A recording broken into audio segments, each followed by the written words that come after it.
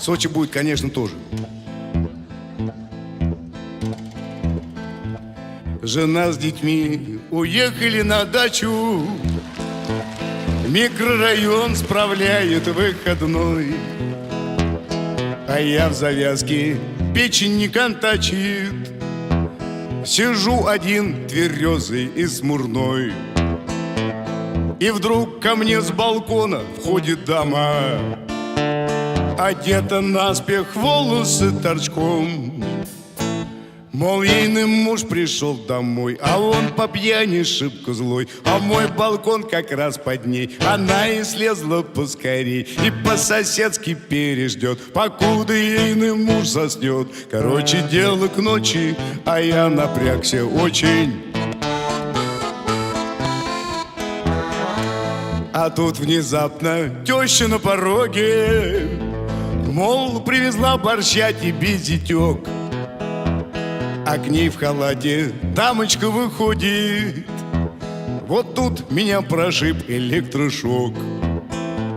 А теща в крик стоит, орет дурниной и хочет даму щами окатить. А дама ей кричит в ответ, мол, ничего между нами нет. И что сейчас на этот крик сюда придет ее мужик, а он по пьяни шибко злой и не владеющий собой. Короче, дело к ночи, а я напрягся очень.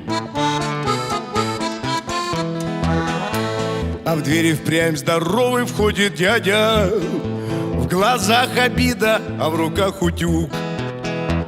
И если честно, то на дядю глядя, я где-то снизу ощутил испуг. Но тут внезапно теща оживилась и хватит кастрюлей по хребту. И вдруг нам дама говорит, что ейный муж, наверное, спит, и, дескать, ей пора домой. И так испорчен выходной, а этот дядя их сосед, в его квартире только нет. И он погладиться зашел, да, видно, смерть свою нашел. А теще надо был в дурдом, не то к утру прибьют весь дом. Короче, дело к ночи, а я напрягся очень. Что было дальше, описать несложно. Мужик очнулся, теща обмерла. Мужик уполз, а тещу неотложка за 10 тысяч в больницу увезла.